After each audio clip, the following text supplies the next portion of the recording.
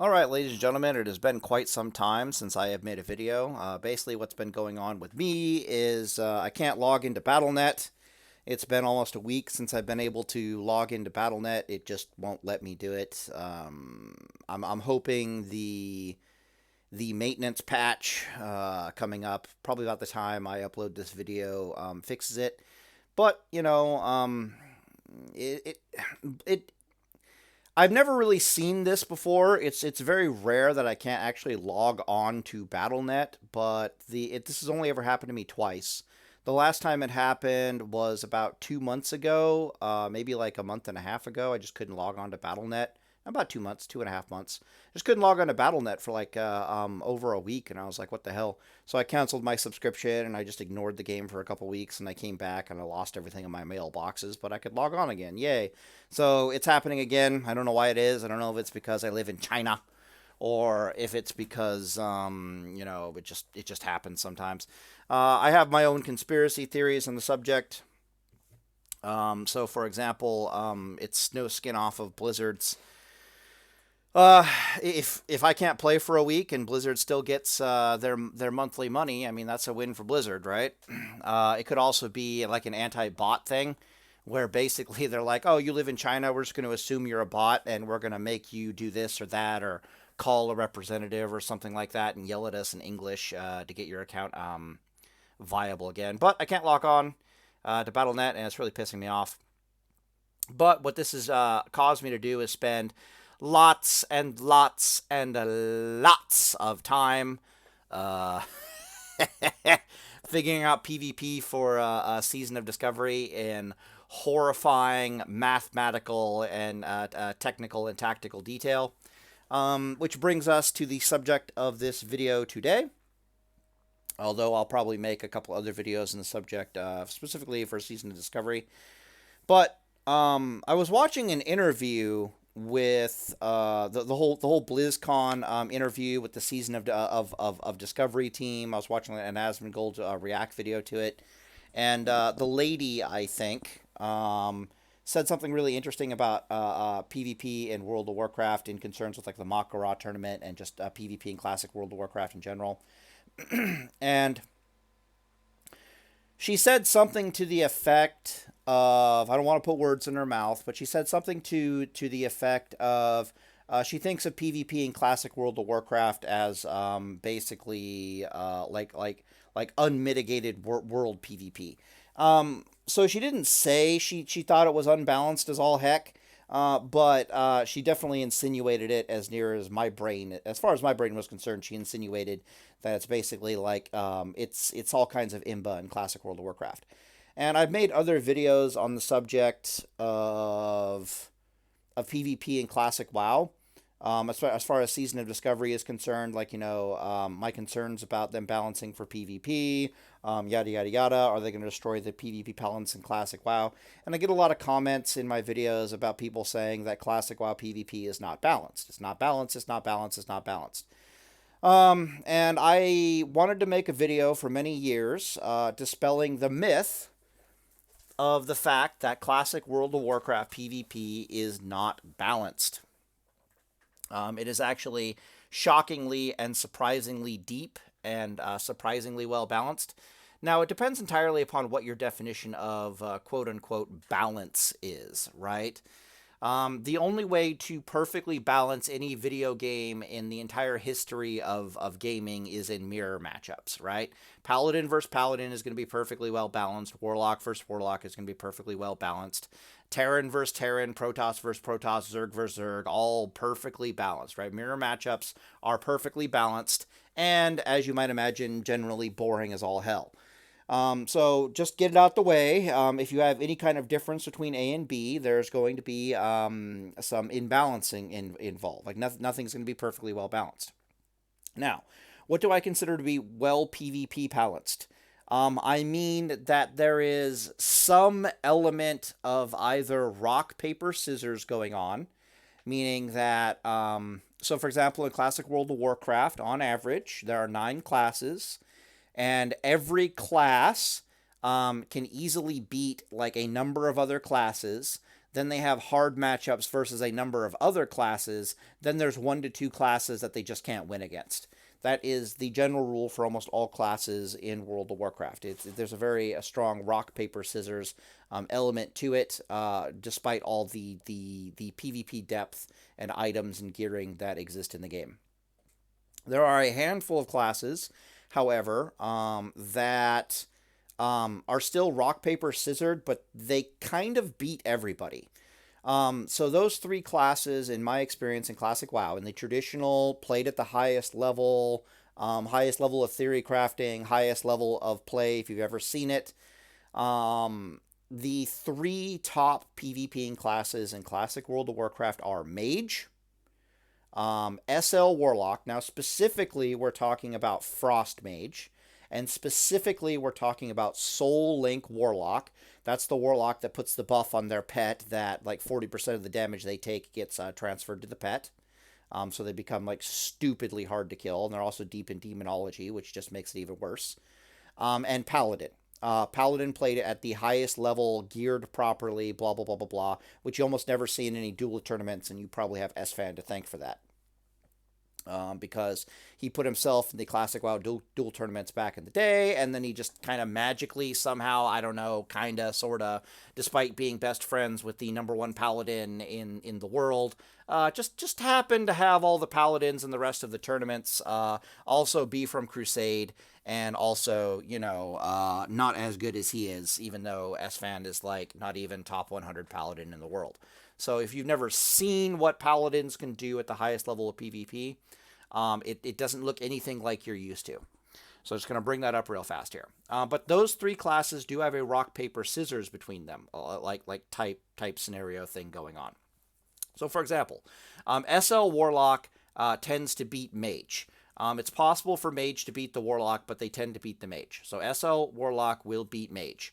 However, Paladin eats Warlock alive. If you've never seen what it looks like for a properly geared and played Paladin going up against an SL Warlock, the R word that rhymes with grape comes to mind. It's not even pretty. You might be like, how is that even possible? And it's like, well, they jump all over the Warlock with Mithril Insignia, so the Warlock can't fear them for like 30 seconds.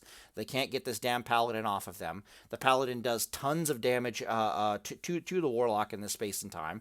The SL Warlock can easily survive that, but then right as they're about to get a fear on the Paladin does like a skeleton pet summon, because usually when you're beating on the Warlock, you actually want to use a one-handed weapon under these circumstances. You don't have to, but usually you'll close with a two-hander, initiate with the two-hander, but then you swap to sword and board, usually something like an Edward the Odd. That way you can keep your healing up and just keep beating the crud out of the Warlock. They can't really do anything about it. And so finally the Warlock can get a fear to stick on you. You skeleton pet summon in their face, and so they can't reset and eat and drink. And by the time they've killed that skeleton pet, you're out of fear again. You've healed the foal, you've mounted up, you're coming right back into them. You can easily dance at them at range, like stop them from eating and drinking kind of a thing, until you get your next pet summon available. And it's just a nightmare scenario. Basically, if the SL Warlock can't get a reset, they die as to Paladins. But of course, if you've never seen what Paladin versus Mage looks like, that tends to be a one-sided affair, even played at the highest level. So, for example, there's about a 20% chance for a Mage to beat an SL Warlock. There's about a 20% chance for a Paladin to beat a Mage. And there is about a 20% chance for an SL Warlock to beat a Paladin. But they definitely have this weird rock, paper, scissors thing going on at the highest level. That's also one of the reasons why SL Warlocks tend to be banned from dueling tournaments. It's because a lot of the best PvPers are Horde. They don't usually have really good Paladins to kill the SL Warlocks. And Horde side SL Warlocks just kill everybody. There's no counter to them whatsoever. They're absolutely terrifying. But today I want to talk about the myth of PvP in Classic World of Warcraft being imbalanced. I've just basically contradicted my entire video here, because I basically just told you that at the highest level of play, at the end of all things, it comes down to these 3 damn classes. Mage, Paladin, and Warlock, and there's some other classes that tend to get up there sometimes. So, for example, Hunter can get up there. Why? Because Hunter can beat just about any class in the game except also Warlock and Paladin. They'll obliterate mages. Mages and hunters have a really fascinating matchup. Where I think it's slightly mage favored, but it's definitely close to 50-50. So sometimes you can see hunters up there. Shadow priests are in the same boat. Shadow priests have a pretty decent matchup versus mage. It's not entirely one sided, but they lose. Shadow priests are just monsters, except for the three mentioned classes. They get eaten alive by paladins. They can't really do much against SL warlocks, and they get killed kind of by mages. So basically, what I'm trying to say is the top three scariest classes in all of World of Warcraft Classic is mage, SL warlock. What is it? Paladin, and then honorable mentions go to like hunter. Some honorable mentions. Everybody else is about even, if that makes any sense. Everyone else is really, really close, except for Warrior, who traditionally just kind of sucks in duels. Amazing in battlegrounds, but sucks in duels. All right. So I've been rambling on for probably damn near, like 10 minutes, and now we're just going to start the video. Why the hell is it a myth that classic World of Warcraft PvP is imbalanced? So for a lot of people, they like to think that PvP in classic World of Warcraft has like this weird ocean of possibilities to it, right? Because there's all these crazy items in the game that do this crazy thing or this crazy proc, or it does this or that. There's tons of consumables. You can do just about anything in the game. The first thing I want to point out is that is not true at all in the slightest. And we have a few things up here on the screen that I want to talk about and showcase why. So let's start putting some brackets behind these things. I didn't actually bracket them very well.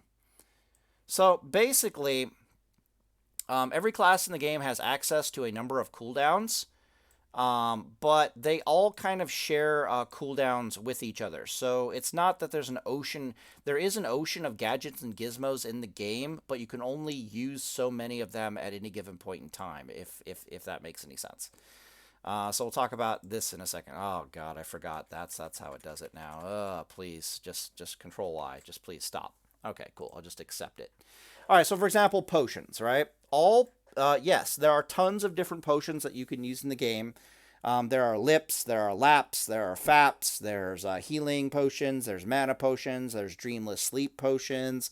There's all kinds of potions. I don't have sleep dust up here, by the way, but Jesus, if you're using sleep dust to win a duel, you've already lost. But all potions share a cooldown, and they all share the same 2-minute cooldown, which you can see right here on the tooltip. Let me try to zoom it in a bunch while we're talking about this. So all potions share the same cooldown. And if you go to Wowhead really fast here, and I type in potion. Oh, my bad. I press P and it pauses the video as usual. But just type in potion and then come down here and you can click on this little thing called shared cooldowns. So you can see I search for healing potion. I click on shared cooldowns, and it's every other potion in the entire game shares a cooldown with any other potion in the entire game. All right, you follow me on this? Okay, so even though there is an ocean of different crazy potions that you can use in the games, and they all have different costs to them, and they're all opportunity costed against each other because you can't use them all at the same time, they all share the same damn 2-minute cooldown, 2-minute cooldown, 2-minute cooldown. If any one of these goes above a 2-minute cooldown, that means that you can't use any of the other ones for that amount of time. So if one of these magically set it at a 5-minute cooldown and you used that potion, you couldn't use any other potion for 5 minutes. They all share a cooldown.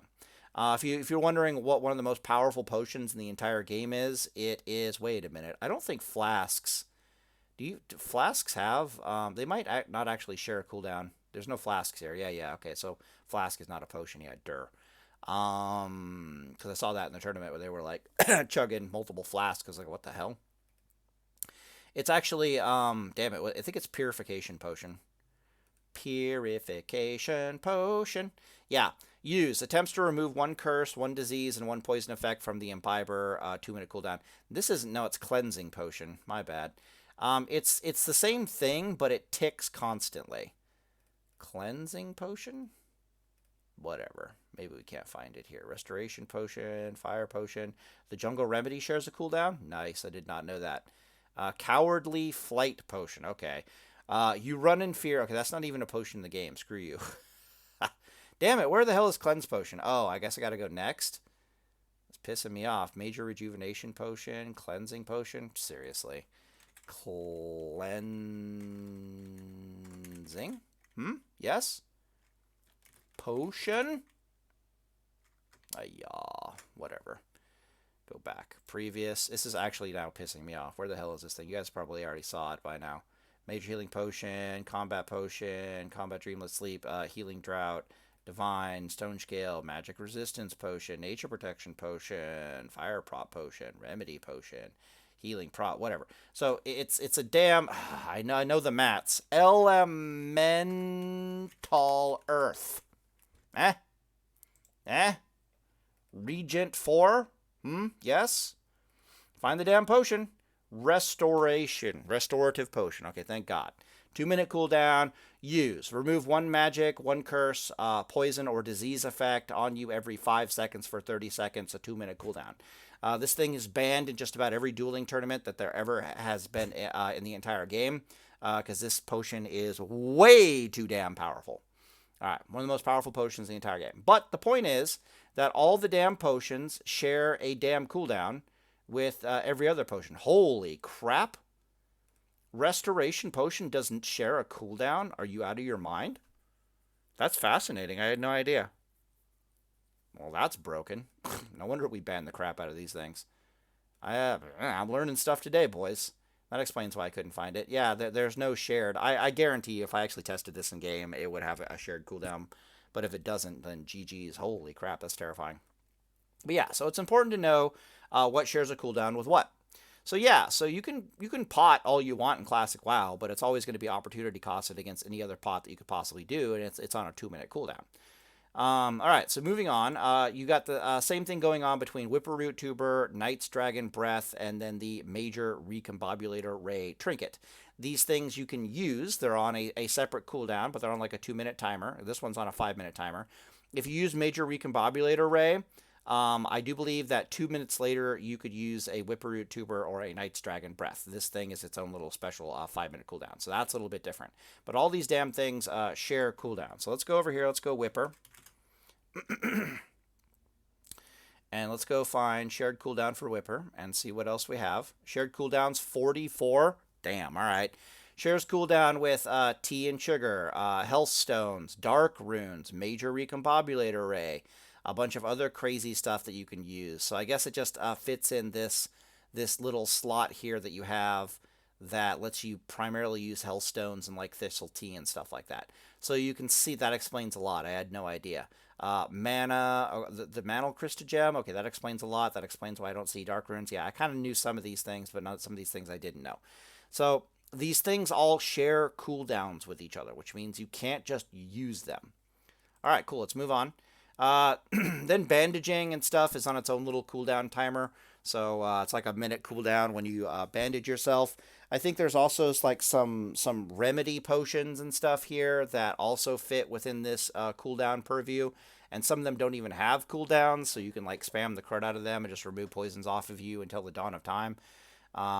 It's like Cure Poison Potion or something stupid like that, like Cure. Every time I press P, pause the video. Holy crap, kill me. All right.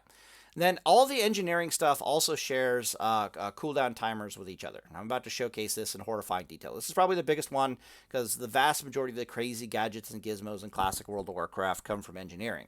And they share cooldowns with each other in a very annoying way. So for example, you can see I can use a thorium grenade every minute because it has a 1-minute cooldown.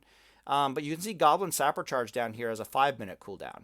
And unlike the Whipperroot Major Recombobulator Ray Trinket and the Whipperroots, where I can use the Major Recombobulator Ray and then 2 minutes later I can use a Whipperroot or a Knight's Dragon's Breath, Major Recombobulator Ray just has a 5-minute cooldown. Sapper Charge does not play by the same rules here. If I pop a Sapper Charge for the next 5 minutes, I cannot use anything that shares a cooldown with Sapper Charge, and which means I can't, which is going to be Thorium Grenade and just about everything else, and it's dog.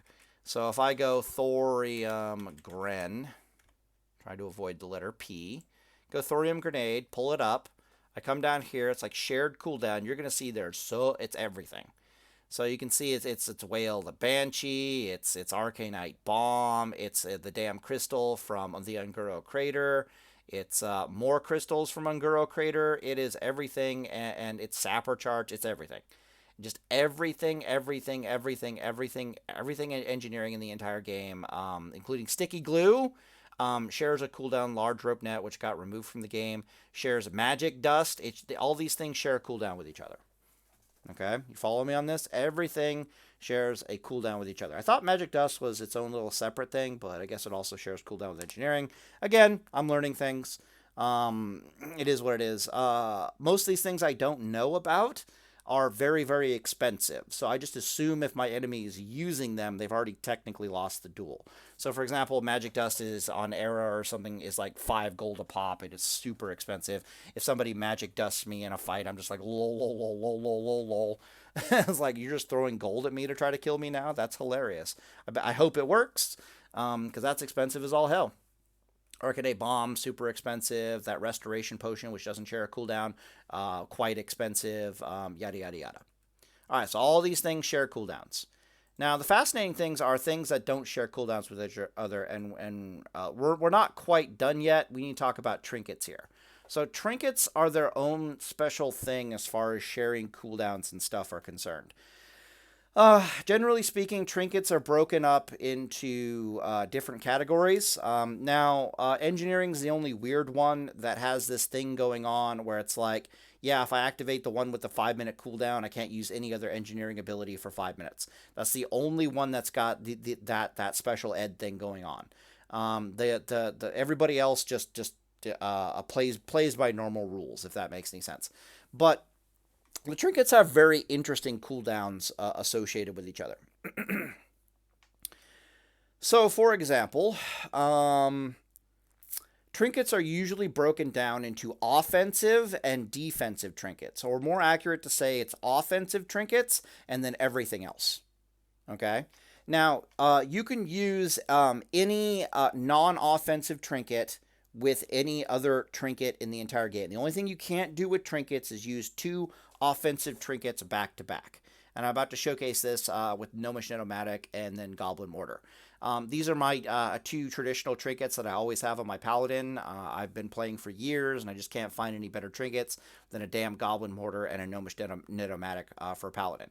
The reason why is because Goblin Mortar both does all the damage I need, and it's a ranged stun. There's no better trinket in the entire game than Goblin Mortar. Literally no better trinket for the most part in the entire game than Goblin Mortar. Some of the other trinkets do damage. Some of the other trinkets stun. No trinket in the entire game other than Goblin Mortar does both damage and stun, which is fascinating. But Gnomish Netomatic here is both an offensive and defensive weapon theoretically. And she's not classified as an offensive trinket, which means you can use her in conjunction with Goblin Mortar. That is a super rare thing, and I'm about to show you what's going on here. So if I go Goblin and just M-O, no, Mort, do it. All right, cool. So let's go Goblin Mortar. Let's go to shared cooldowns. You can see it's a long list. And you can see it's a bunch of other trinkets, and every last one of these trinkets is an offensive trinket. Every last effing one of these trinkets is an offensive trinket. Okay, including, look at this activated ability on these pants. Use increase attack power by 100 for 30 seconds, 15-minute cooldown. Shares a damn offensive trinket slot usage. And this is just how it is in Classic World of Warcraft. So it's not as deep of an ocean as you would think it would be. It's deep in the stuff that you can use, but it's shallow in the number of things that you can use. Now, just so we're clear, if I were to pop this Cloudkeeper leg plates, what would happen is I would gain 100 attack power for 30 seconds, and I would not be able to use any other offensive trinket on this list for 30 seconds. Okay? Cannonball Runner also shares an offensive cooldown here. So how that would work is it would summon this summon for however long it lasts. Let's assume that the summoned cannonball lasts for a minute. Okay, I don't think it does, but let's assume it lasts for a minute. What that would do is, even though this thing has a 5-minute cooldown, when I summoned the cannon, it would make it so I couldn't use any other offensive trinket for however long that summon lasts. It's the same thing with all the summon items in the game. So like the skeleton pet summons, I can show that afterwards. But every summon also shares a cooldown with every other summon in the entire game. With like a handful of exceptions, and those exceptions are like this summon only lasts like 10 seconds, then it won't share a cooldown. But for example, if I summon a Timber Maw Defender, he lasts for 30 seconds. Even if he dies prior to those 30 seconds, I can't do any other summon for 30 seconds. After 30 seconds, I can do another summon. If I summon a skeleton, a skelly pet from the skeleton summon book, it'll last for 60 seconds. If it dies instantly, it doesn't matter. I can't do any other summon on the shared summon list for 60 seconds.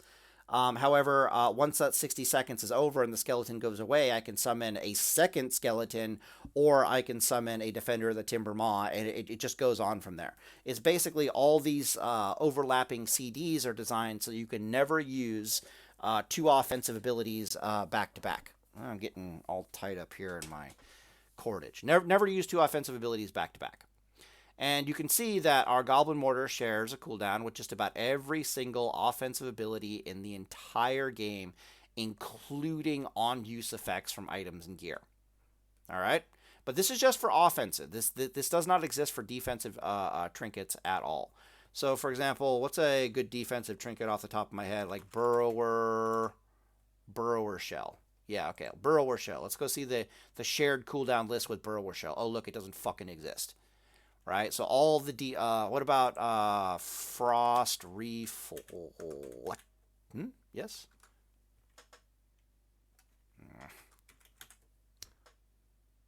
Frost Reflector. That's a spell, dummy. Shadow Reflect. Looking for Shadow Reflector. Don't do it. Yeah, I know I can't spell. It's okay. Let me just double check. Ultra Flash, Shadow Reflector. Yeah, blah, blah, blah, blah. Shares cooldowns with not a goddamn thing. All right, you follow me on this? All right. So the defensive trinkets can be used in conjunction with each other. You can use double defense trinket, no problem. You can even use some crazy double defensive trinkets, such as Lotheb. Yes. Lotheb. So there's Lotheb's Reflector trinket, and you'll notice it doesn't have any shared cooldowns here. There's another trinket from, so it says use, increase resistance to all School of Magic by 40 for 20 seconds. There's another item from AQ40 that lets you increase all your resistances by 100 for 1 minute, but every time you get hit with a spell, whatever School of Magic that spell is reduced by reduces your resistance by 10. You can use those together. All the defensive trinkets can be popped with each other. Now, the only exception that I know to this rule, so you can use one offensive trinket and one defensive trinket in conjunction with each other. You can use two defensive trinkets in conjunction with each other. You cannot use two burst trinkets in conjunction with each other, or any on-use offensive on-use effect from gear. All right, so it all follows the same rules. Okay, so again, lots of options, shallow pool when it comes to on-use. Follow me on this? All right, cool. There's only one exception to this as far as burst trinkets that I know of is concerned, with the exception of Gnomish Netomatic, because Gnomish Netomatic can be used both offensively and defensively, theoretically, which is why Goblin Mortar, it's technically, yeah, you get the point. And that is Goblin Bomb Dispenser. I don't want to type the P because it's gonna, yeah, Goblin Bomb Dispenser. Let's check out the shared cooldowns with Goblin Bomb Dispenser. Oh, look, they don't exist. So Goblin Bomb Dispenser, and I've tested just about every trinket in the entire game that I could get my hands on. Goblin Bomb Dispenser is the only offensive trinket in the entire frickin' game that can be used in conjunction with another offensive trinket. And it's on a 30-minute cooldown. This thing is pretty gnarly, though. It's basically an instant fire damage spell. if you use it. Like it doesn't even, there's not even a delay. It's just like boom, fire damage to the enemy. But yeah, so everything else in the game shares a cooldown with each other, which is pretty good. Otherwise, the burst damage in the game would be absolutely bonkers.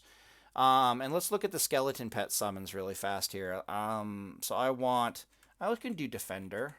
Defender of the Timber. Yep. Let's do Defender of the Timbermaw here, because that's going to bring up every summon in the entire damn game. Shared cooldown with the Skeleton Book, Summon Book, the Book of the Dead, Skeleton Summon, Peasant's Collar. I did not know that. I always thought you could pop Peasant's Collar and other things. Arcanite Dragonling, Mithril Dragonling, and Mechanical Dragonling. So you'll notice that the Combat Chicken of Death is not here. You'll notice that another summon is not here. What is it? The Harvest Reaper Golem summon is not here. That's an engineering cooldown. So if you pop that thing, I think it... let's see. I want to type Golem. Yes. Harvest. Compact Harvest Reaper Kit. Yeah, there we go. All right, so Compact Harvest Reaper Kit requires engineering 175. Use. Creates a Compact Harvest Reaper that will fight for you for 10 minutes or until destroyed. 10-minute cooldown. When you activate this, I have no effing idea, because I never used this stupid thing. I have no idea how long it locks your other engineering items, but I have seen it popped almost instantaneously when duels start. So I don't know how it works. But I have seen people pop it. But you can see shared cooldowns here, and it shares cooldown with every other piece of engineering item in the entire effing game. Holy crap. But if we go back, Defender of the Timbermaw and these other summons are playing by different rules. So yeah, so some summons you can use together, other summons you can't use together. These are all the summons that actually are useful, especially these Books of Death. So I was talking at the beginning, like, how do you beat warlocks? And it's like, oh, well, you summon skeletons on them and they can't eat or drink, and it's absolutely terrible. Yeah, these skeletons have like 200 DPS. They might even have more than that. Yeah, they actually do damage, which is terrifying. They have like, is it 200 DPS? No, that's 100 DPS. Yeah, so they have damn near 5,000 HP. They have like 100 DPS. They're a skeleton, so you can't fear the damn thing. You can heal them. You can put blessings on them. They're absolutely monsters. They last an entire minute. It's a nightmare scenario for a lot of classes to try to deal with a damn paladin and deal with these stupid skeletons. At a minimum, it's going to cost you a lot of time, and it's going to cost you a lot of mana, which is a problem. For mages, it's not the biggest deal in the world, because you're going to be sitting in a sheep for a million years. But a warlock, they have a big issues keeping. You're going to be out of a fear in about like 10, 12 seconds, something like that. And the next thing you know, you start healing their skeleton pet, and they just don't have enough damage to really kill this thing. And if they can find the damage to kill this thing, it costs them so much mana, and they still need to get a fear on you, and you're just not letting it happen. It's nightmare fuel. Also, you can do one skeleton summon and then another skeleton summon right after each other. But it will be a minute, right, as I said. But yeah, so at the end of the day, what I'm trying to explain here is that even though there's a ton of abilities and stuff that you can use, they all share cooldowns with each other. Like, they all share cooldowns with each other. And this brings us to sayings that you often hear in classic World of Warcraft from top-tier PvPers. That's not what I wanted. They say things like the chess game, and they say things like the dance. So I'm going to talk a little bit, I'm going to wax and wane a little bit here about what the hell the chess game is and what the hell the dance is. And note that these two things there's some overlap. If you drew a Venn diagram, there is an overlap between the chess game and between the dance. But they are actually two separate things. All right. So basically what's happening in classic World of Warcraft is every class in the game has a basic toolkit that they come with, right? You have your class's toolkit. And then you have access to all these crazy items in the game, but they all kind of share, they share cooldowns with each other. At the same time, your opponent has access to all these crazy items in the game, but they share cooldowns with each other, right? So there's only going to be a potion coming out every 2 minutes. There's only going to be a whipper root available every 2 minutes. There's only going to be bandages available like every minute. There's only going to be an engineering item like every minute at most, or maybe every 5 minutes if they went tried to goblin sapper charge and they didn't kill the enemy. Then there's only then they only have so many trinkets that they can use. So they can't use 2 offensive trinkets back to back without them sharing a cooldown with each other. Then you need to get out of combat to swap over the trinkets, and if you're swapping over the trinkets, they have like a 30-second cooldown on the swap, and that's just, so you just can't swap into trinkets, use them, swap into other trinkets and use them. It's swap into a trinket, wait 30 seconds, and now you can use the trinket. All this combines together to be the chess game. So it's like the enemy is using abilities, I'm using abilities. So for example, my purview usually is Paladin. Let me take a drink of water here real fast. So I can explain the chess game in the context of Paladin easiest. So for example, let's say you're a wreck bombing Paladin, but you don't have enough damage to actually kill the enemy with a wreck bomb. So rather than them dying in a wreck bomb, what'll happen is they'll survive long enough to be able to take an action, like one action before they die horribly. Virtually without exception, that one action that the enemy will take in order to prevent them from dying to a wreck bomb, if they're allowed to take any action before dying to a wreck bomb, will be a major healing potion or a whipperroot tuber at a minimum. Almost without exception, it's going to be a major healing potion, because whipperroot tuber will not heal them enough to survive the remaining attentions of a paladin typically. They don't have time for a grenade. They don't have, maybe they can use a trinket to get them the hell off of them, but even that's risky, because if the paladin just, bubbles away the trinket, or PvP trinkets away, like let's say you title charm stun them like immediately, right? Like I survived the wreck bomb, I can take an action, I'm going to stun you for 3 seconds, so they just PvP trinket away. Yeah, now you have to use the major healing potion or die. If they bubble it and they keep beating they keep beating on you, or they bubble and they cancel the bubble and they keep beating on you, it's major healing potion or die. So it all comes down to a simple fact that if you're getting wreck bombed on by a paladin, you only have really 2 options. That is, I major healing pot or I die, or I lip potion and hope he swings into it like an idiot. Lip potion, limited invulnerability potion, will make them immune to physical damage for 6 seconds. That they can say, but no matter how you look at it, they have to use potion in order to survive the wreck bomb. There are other theoretical possibilities for them surviving the wreck bomb, such as they use a swiftness potion to try to survive the wreck bomb, which is a little counterproductive. But anyways, because they just catch them with a grenade or something, right? But at the end of the day, they have to use a potion. So there's a concept in PvP called in the chess game where it's either you get ahead or you get dead. That's not true. You either get ahead, you fall behind. Well, technically, you either trade evenly, get ahead, fall behind, or you wind up dead.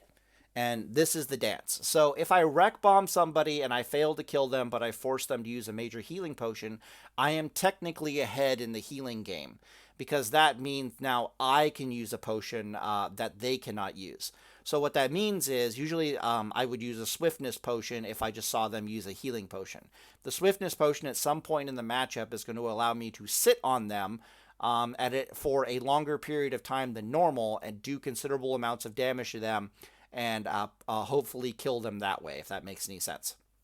So it's like, yes, they used healing potion, but now I'm up a potion on them. How can I use that to my advantage? Another really good example of the chess game would be Paladin versus Mage. So, mages that do not have ice block, and remember I talked at the beginning about the holy trinity of classes at the highest level. Mage beats Paladin, Paladin beats Warlock, Warlock beats Mage, right? And specifically, I was talking about it's SL Warlock that destroys everybody, and it's Frost Mage that destroys everybody.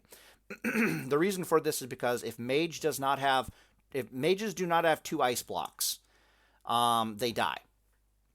So you have to go pretty far down the frost tree for mages to even get ice block, and you have to go. I think you get cold snap naturally, or you have to go even deeper in the frost tree to get cold snap. I think, but that's how you get your 2 ice blocks as a mage. 2 ice blocks is what makes mage beat paladin. If mages had 1 ice block, they would die to paladin. If mages have no ice blocks, they better do all the damage in the world or they're going to die to paladin. The reason for this is very simple. It's because a paladin can always use his trinkets to effectively catch a mage and deliver a wreck bomb that in theory will kill the mage. All right. So, for example, if you goblin mortar a mage and you just run over to them and you hit them and they don't have ice block, what the hell are they going to do? Now, you might think to yourself, oh, well, the mage will just, blink out of the goblin mortar and then, like, cheap you or run away in a straight line or something. And that's cool until, out comes a grenade, which is only going to stun them for 1.5 seconds. But their blink distance is only 20 yards. And in 1.5 seconds, you can easily get within melee range of them, and you see where we're going with here. So as long as you're using grenade in conjunction with some kind of range stun ability, you can easily put a wreck bomb into a mage, which, because their blink is on cooldown, forces them to ice block. It literally forces them to ice block. In theory, they could use a swiftness potion to try to get away from you, but if they're swiftness potting, then you just swiftness pot, and you're right back to where you were again. You're just going to catch them. You're just going to kill them. So if you really wanted them dead, you would goblin mortar. More accurately, you'd thorium grenade them. You'd grenade them. They'd blink. Then you'd goblin mortar them, swiftness potion, and just get right on top of them. Just delete them out of existence. Right? Boom, dead. And that's all because they have no ice block. But what ice block does is it allows them to trade one of their core abilities for one of the paladin's major cooldown trinkets. Right? Boom. He's just like, yeah, I just ice block. Now you're down a goblin mortar. And then only has to wait a few seconds before he can blink again. And then he can safely come out of the ice block and he can just run away and blink and sheep. And, we're right back to where we were again. It's the same story with Tidal Charm, right? That's the other ranged stun trinket. So you thorium grenade the mage. He's already used 1 ice block. You're down a goblin mortar. You thorium grenade him. You catch back up to the. He blinks out of the thorium grenade. Then you use Tidal Charm. You catch it back up to him again, and he's dead if he doesn't have ice block. This is like another, hey, you're gonna die if you don't have ice block type scenario. There's other scenarios that cause a mage to explode and die if they don't have ice block. Gnomish Mind Control Cap comes to mind. Goblin Rocket Helm comes to mind. Any kind of movement speed, such as Goblin Rocket Boots, paired with Gnomish Cloaking Device, come to mind. All of these are scenarios where you're looking at the mage and you're saying, have ice blocker die, have ice blocker die, have ice blocker die. And it gets even worse because they technically don't need, if they had 1 ice block, they'd be dead. But because they have 2 ice blocks, they can play this silly little chess game with you, and you just end up running out of trinkets. And your trinkets will be on cooldown, everything is on cooldown. The next thing you know, they don't have any ice blocks left, but you have no ability to catch them. And that's kind of where the whole chess game thing comes in. And yeah, Goblin, Rocket Helm, and Gnomish Nanomat, yes, all that stuff comes into play, if that makes any sense. So that's basically how the chess game works in Classic World of Warcraft. It's like I'm trading abilities for their abilities. It also works defensively as well. Okay, so again, back to the whole Paladin versus Mage thing. Let's say I have Goblin Mortar and I have Tidal Charm, and I'm planning on using them I'm planning on trading Goblin Mortar for an ice block, and then later I'm planning on trading a Tidal Charm for another ice block out of this mage, and then I'll be looking to make a play with like Goblin Mortar later on after like some gear swapping or the other possibilities there, right? If the mage gets an extremely good RNG lay on me, right? So let's say I'm in a sheep and the mage opens up on me. He does his like frost. He does his burst combo, and I'm watching crit after crit after crit in the burst combo. Next thing I know, I have to use defensive abilities. Next thing I know, I have to use potions. Next thing I know, I have to use whippoorwill tubers. Now I might even have to use my bubble, even though I don't want to. But worst case scenario, I might have to use Goblin Mortar. I might have to use even worse Tidal Charm because again these stuns can be used defensively if that makes any sense. So for example, if I'm getting bursted out of existence, I'm silenced, so I can't heal myself.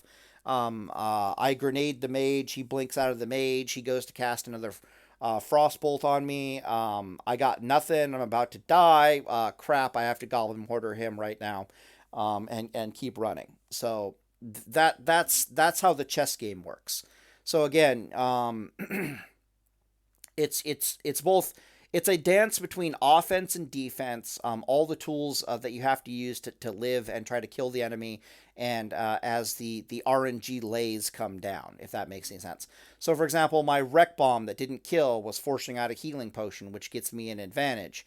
It's the same story with the mage. If the mage RNG goes really well and he's threatening to kill me, next thing I know, I have to start using defensive abilities that I might not want to have to use. So, for example, if I had to survive off of a healing potion, and now I'm trying to give the mage the business off of a thorium grenade and a goblin mortar, he might just swiftness potion away, or he might just lip because he's ahead he's ahead of me on a by a healing potion. I don't have swiftness potion to pair with it, so I might not get to him in time. One sec, I'm dying here. Let me try to cough real fast. All right, should be better. Damn, nearly talking for 40 minutes. What the hell is wrong with me? Okay, so that is the chess game. Now let's talk about the dance. Take a drink of water here real fast. And keep in mind there is some overlap between the dance and the game. The dance involves both RNG and what trinkets are you using, what items are you using, am I getting ahead, am I falling behind. There's a lot of items that you cannot use as the enemy player just because, like for example, if they use if your enemy uses two trinkets to try to kill you and you use one trinket to survive all their nonsense, you're up a trinket. That's the chess game. All right, what the hell is the dance? The dance is partly looking at the RNG as it comes down and how it affects the chess game. Like that's part of the overlap is examining the RNG as it comes down because everything in the game can be resisted. The whipper roots can crit heal. Your heals can crit heal. The major healing potion can crit heal. The grenades can be resisted. The goblin mortars can be resisted. The nets can backfire. Like everything can be resisted. Things can go wrong, right? And so part of the dance is playing around the RNG of classic World of Warcraft. There's so much stuff and item usage, however, that the RNG typically balances itself out. You rarely lose a duel just because RNG didn't go your way. Usually it'll be like one or two things on RNG will go wrong for you, and one or two RNG things will go wrong for the enemy, but there's backups on top of backups. Basically, everyone has got like 5 lives in a duel, and it just depends on, how the RNG comes. But what the dance really refers to is spatial awareness of your character with the other character.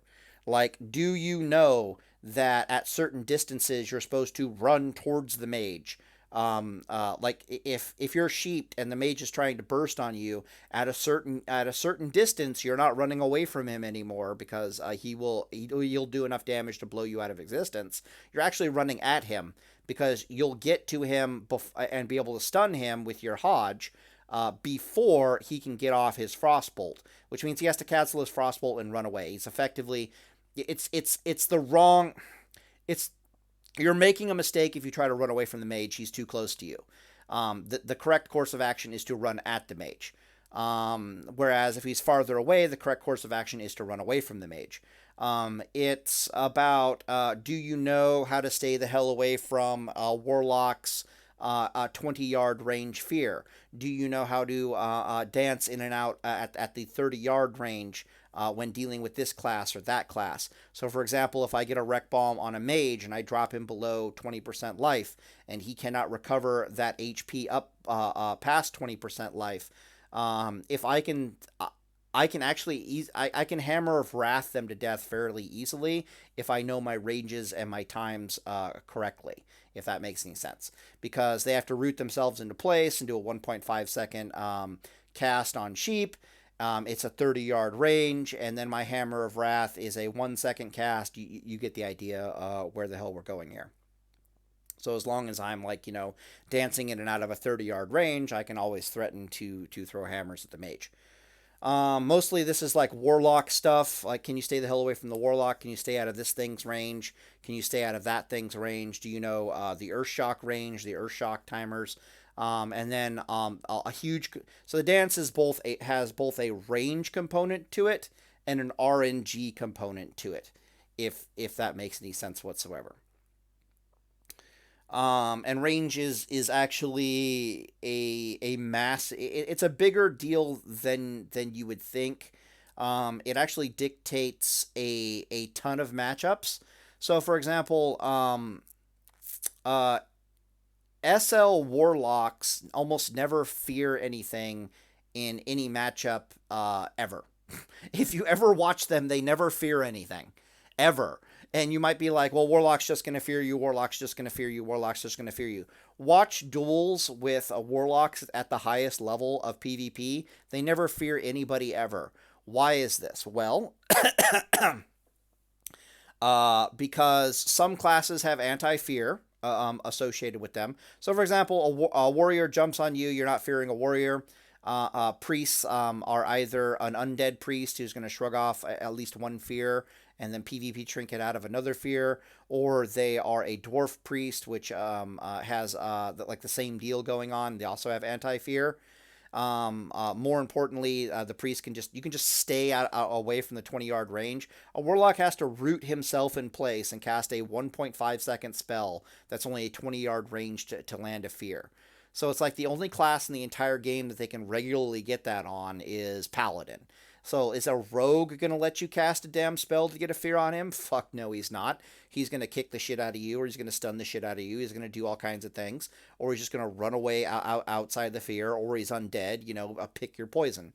Is a druid going to let you get a fear on him? Like, hell no. They're too damn fast. They're just going to stay 20 yards away, and they're going to dot you up. They're going to do this. They're going to do that, right? They're not going to let you get a fear on them. And are you out of your damn mind?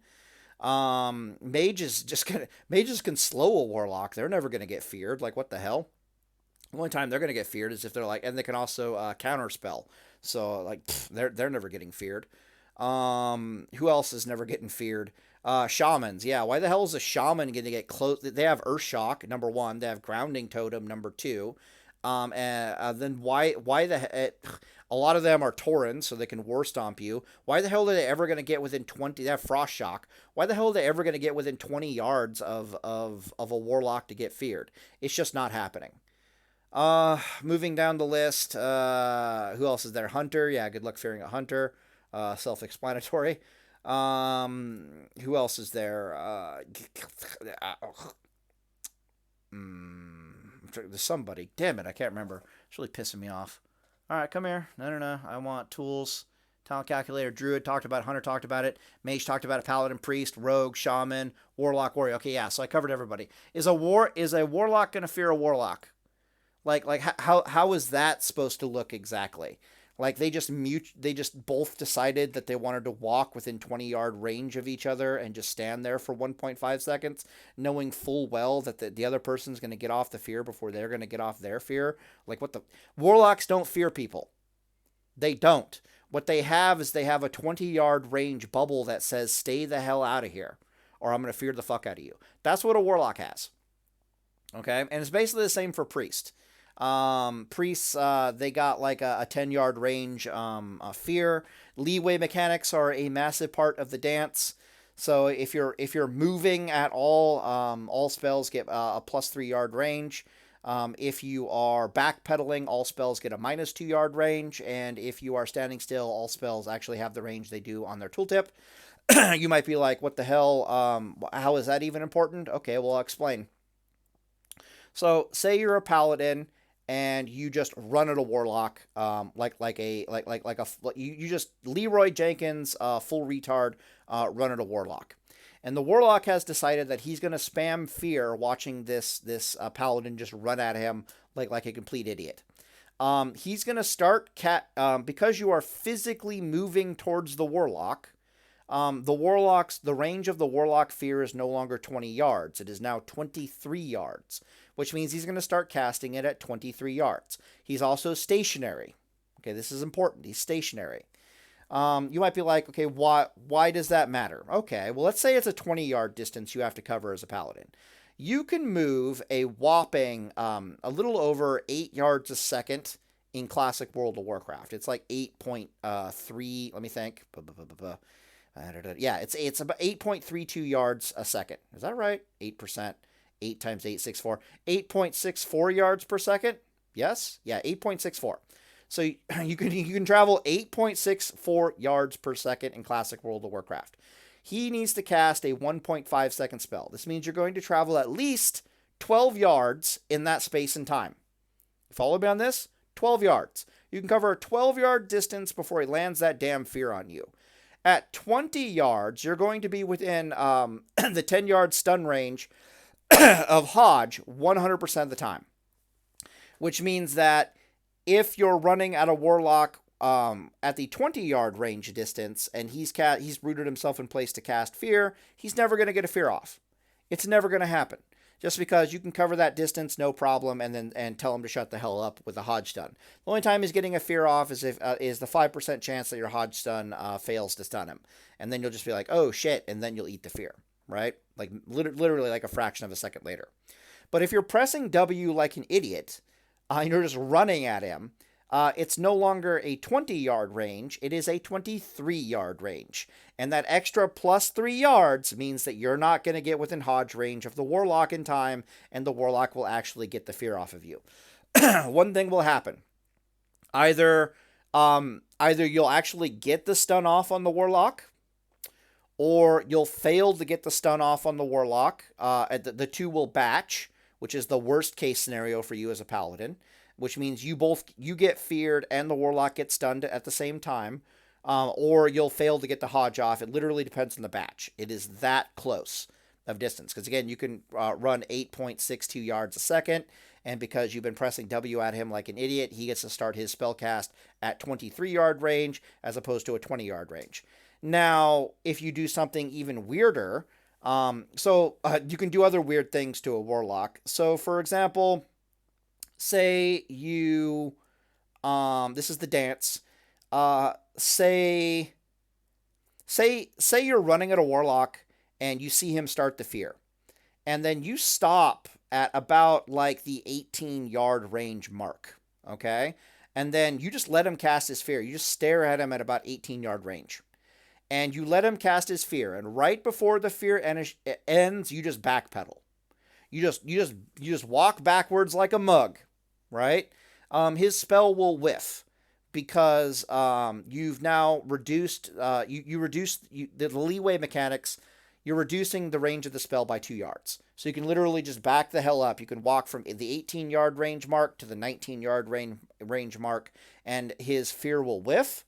A lot of times they're spamming instant cast spells because they're expecting this fear to go off.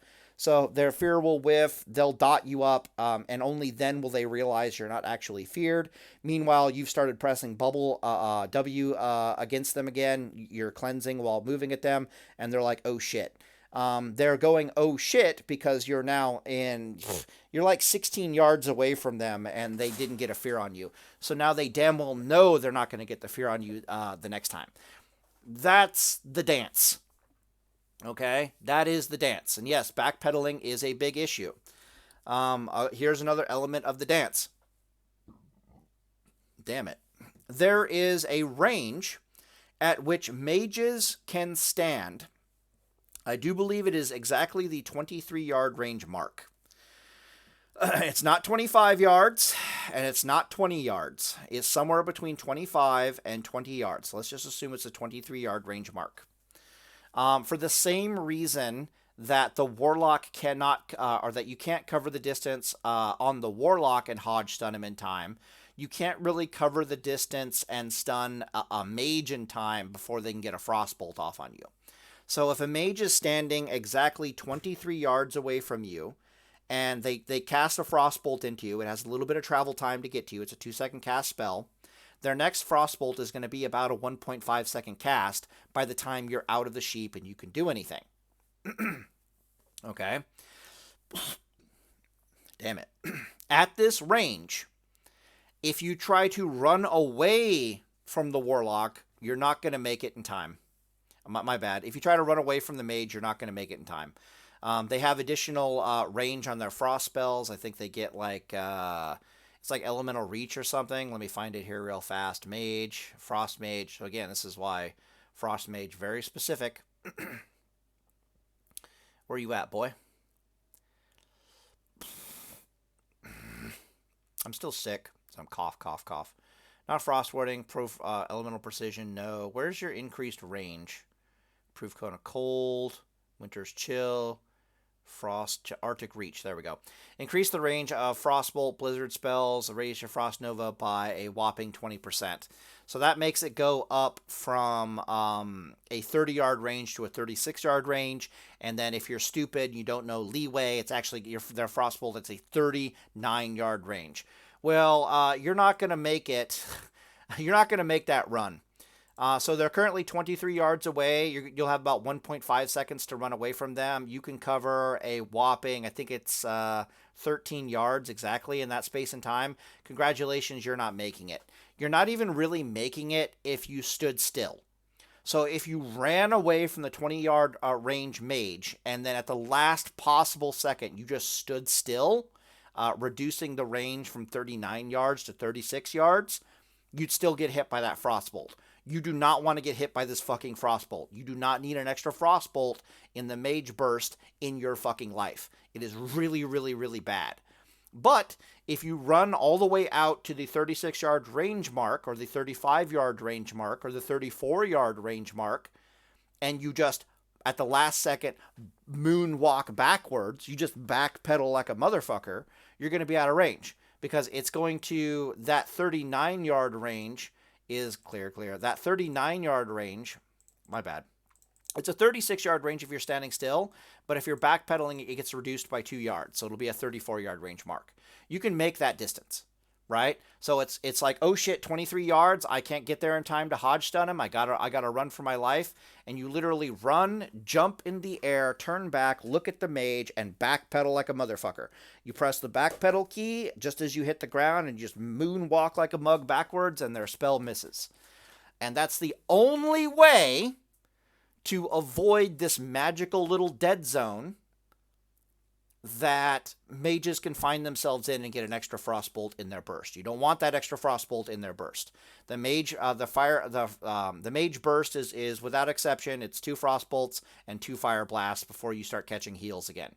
You don't need a third fucking Frostbolt in the equation before you can start catching heals again. That's going to force something out major defensive. That's going to force out trinkets. That's going to force out a bubble. That's going to force out a healing potion. You don't want that crap.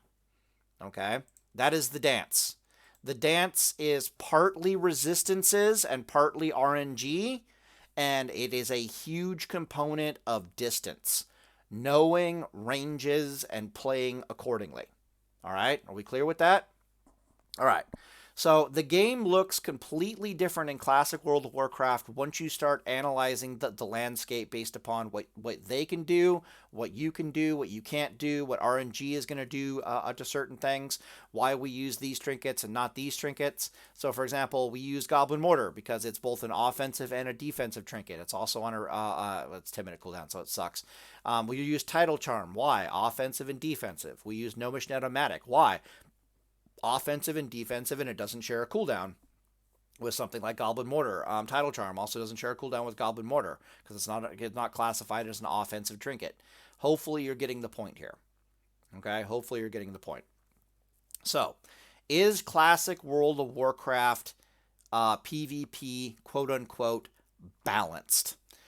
Here's the truth of it. Based upon the nature of the RNG in the game and all the trinkets and items that are available to every class in the entire game, there is no class in the entire game that does not have somewhere in the vicinity of, at a minimum, a 10% win rate against another class. There are very few matchups in the entire game where the other class is just completely dead and there's not a goddamn thing they can do about it. Matchups that come to mind: Rogue versus Reckoning Paladin. Good fucking luck. That's almost a 100% loss for the Rogue. There is some RNGesus involved in there. Rogues can do enough damage to really test your mettle with a two-hander. Paladin, certain specs of Paladin versus warriors. The warrior always loses. But then other specs of Paladin that have better matchups really struggle against warriors. So, for example, Ret Paladins will struggle against a properly built warrior. I know that sounds insane, but they Jesus Christ. They're prot warriors with lots of defense gear, and yes, they have their Diamond Flask healing suit. That is nightmare mode for like a Seal of Command Paladin. For a Seal of Righteousness Paladin, that's like giggle, what the hell are you doing, die now type scenarios. But the Ret Paladins have better matchups versus a Mage. There's a lot of give and take. There's always at least one class in classic World of Warcraft that is going to have your number, and there's not really much that you can do about it. So, for example, SL Warlocks, really good matchups against almost every class in the entire game, get eaten alive by a properly played and built Paladin. Like, it doesn't look fair. It looks completely one-sided, like, WTF am I looking at? Mages beat just about anything in the entire game. Things can get really frisky with Rogue for them. Things can get really frisky with Hunter for them, meaning we're talking like 50-50 type stuff here. Your mirror matchup's always going to be 50-50. Warlocks, they do have a chance in hell versus a Warlock, but they need like a couple really good RNG lays back to back, and the Warlock will absolutely explode. They just kind of need RNG to come through for them. Warrior can pretty much beat any class in the entire game as long as they're allowed to use potions. Warriors really suffer in a dueling environment where they're not allowed to use potions. Free action potion is absolutely necessary for a warrior to be even remotely able to perform under dueling conditions. And honestly, I think they should just be able to use it under any and all dueling conditions. Like, yeah, you can use free action potion. That's not a big deal. Just go for it. But it does make certain matchups for them a little bit one-sided. So, for example, a Frost Mage will laugh at a warrior that doesn't have free action potion, but you give the warrior free action potion, and suddenly the mage starts shitting bricks. But the mage finds itself in that very familiar scenario where it is ice block or die. And they find themselves in the exact same scenario where it's like they need not just one ice block, but they need two ice blocks, or they're going to die horribly, or they also need to find a swiftness potion and like run for their damn lives, pray the other guy doesn't have goblin rocket boots. Maybe they need goblin rocket boots. Maybe it's a goblin rocket helm that needs to come out of them. Maybe they need just some sleep dust. They need to find some fucking way to stop that piece of shit warrior from just closing the distance and giving them the business. So there's a lot of RNG involved. There's only a handful of truly one-sided matchups in the game where the other class cannot do a damn thing to win. Paladin probably has the most number of one-sided matchups in the entire game. I know that sounds crazy considering you're always seeing either a Mage or a Warlock win PvP tournaments. Again, blame SFan for that.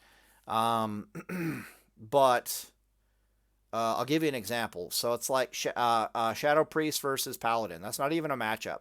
It's there's like a 5% chance the Shadow Priest wins if the Paladin is geared even remotely correctly. Rogue, Reckoning Paladin versus a Rogue. That's not even really a matchup.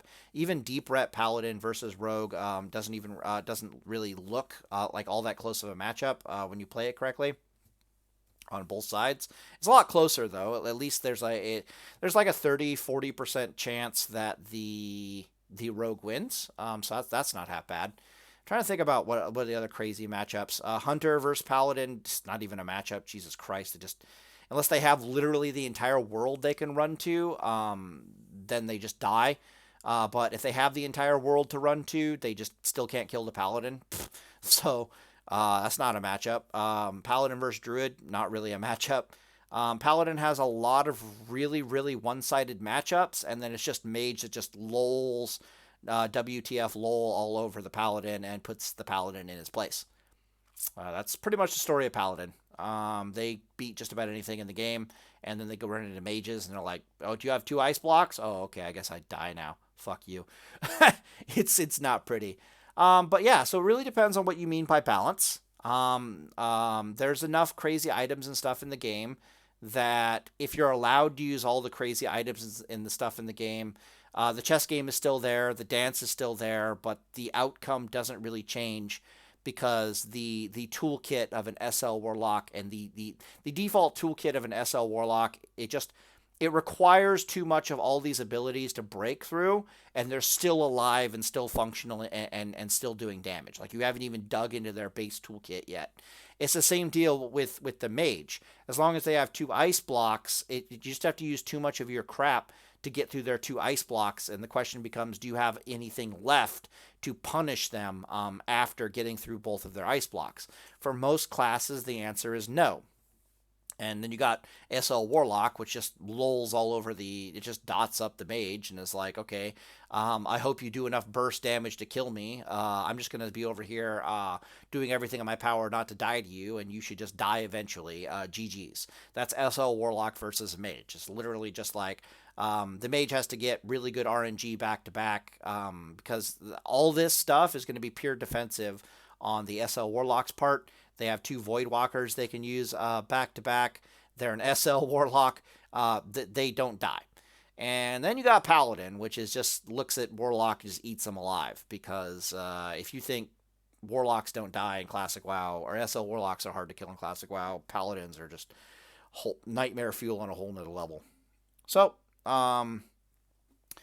hopefully I'm dispelling some of the myth of the classic World of Warcraft PvP. So what was the purpose of the video? I'm trying to make this video to dispel the myth of how imbalanced classic World of Warcraft PvP is. Now, at the lower levels, I'll throw you guys a bone. This is what PvP looks like at the highest levels with perfect execution. If you ever watch the best PvPers in the world, they almost always fail at something. So, for example, I'm always fascinated to watch the streams of the best PvPers in Classic World of Warcraft because they will fuck up all the time. They will use abilities when they're not supposed to. They'll throw grenades when they shouldn't be throwing grenades. They will screw up all the time. They'll fat finger this, they'll fat finger that. But because that's also part of the chess game, that's also part of the dance. But because everybody is screwing up about evenly, it tends to balance itself out. Then you have paladins like me who try to avoid screwing up in general by literally taking anything I could possibly fat finger off my action bars and clicking them instead, which causes my reaction speed time to become terrible, but it also means that I don't really screw up in any of my ability uses. So there's this weird like pro and con thing where nobody is perfect, even at the highest level of play. But the dog bone I will throw everybody is that the vast majority of time in Classic World of Warcraft, you are not fighting the best PvPers in the world, and you yourself are not the best PvPer in the world. And when you're in that kind of an environment with all these toolkits and the chess game and the dance and everything going on, the matchup balance goes out the window. Any class can beat any other class in the entire game at the lower skill levels. And you don't even have to drop that much in skill level before win rates across the board start going up, if that makes any sense. So, for example, if even warriors start killing people at that point, it's pretty terrible. So, even though the game looks a little, you could argue the game is imbalanced at the highest level. drop anywhere near below the highest level in Classic WoW, and the game starts getting extremely well balanced extremely quickly. Any class can beat any class in the entire game. The real question just starts becoming, how much gold do you want to spend in order to do it? Like, do you want to use that sleep dust? Do you want to use that restoration potion? Do you want to use this crazy item or that crazy item? How prepared to kick ass and chew bubblegum did you show up to this party exactly? Or are you doing a duel or that kind of a thing? So that's what I mean when I look at Classic World of Warcraft PvP balance, and I say that Classic World of Warcraft PvP balance being unbalanced is a myth. It is not, when we look at it at the highest level, that things are unbalanced. It's when we look at it anywhere near below the highest level that the game becomes terrifyingly well balanced. When I'm rusty as fuck on my Paladin, it's a completely different world out there than when I'm at the top of my A game. I came prepared with everything in its dog. Like, there's a lot of times I'll be fighting Smog, who's like the best mage on Era, and I just don't have the stuff in my toolkit. It's like, oh, I'm missing healing potions, and Smog is jumping me in world PvP. Smog will use everything and its dog to kill you. He will sleep dust you. He'll restoration potion. He'll do this. He'll do that. He'll do everything. He comes to the party to fucking play, right? He comes to fuck, and he comes to play. And I'll be out there doing my own thing, and I'm like, I don't have healing potions. It's not that big of a deal. I can kill most classes without healing potions. And then Smog shows up, and I'm like, fuck. Because healing potion is absolutely necessary to deal with Smog. He's Palm Pyro, which means he doesn't have any ice blocks. But he's going to nuke me out of existence. And I'm going to be able to, the only thing I can do to prevent myself from being nuked out of existence is Whipper-Root Tuber, Healing Potion, and Thorium Grenades, and Goblin Mortars, or whatever the hell else I have in my toolkit. So I need the Healing Potion, and I'm going to die. So things get way simpler if one side is not prepared and the other side is prepared, or if one side is less skilled than the other side, which is usually why I feel super comfortable in PvPing in Classic World of Warcraft with only like half the crap I would possibly use in dueling tournaments. And then I run into Smog, which has all the stuff, Smog or the other people on Era that have all the crap anyways, and it's just like, shit, I didn't come prepared. I didn't come to dance.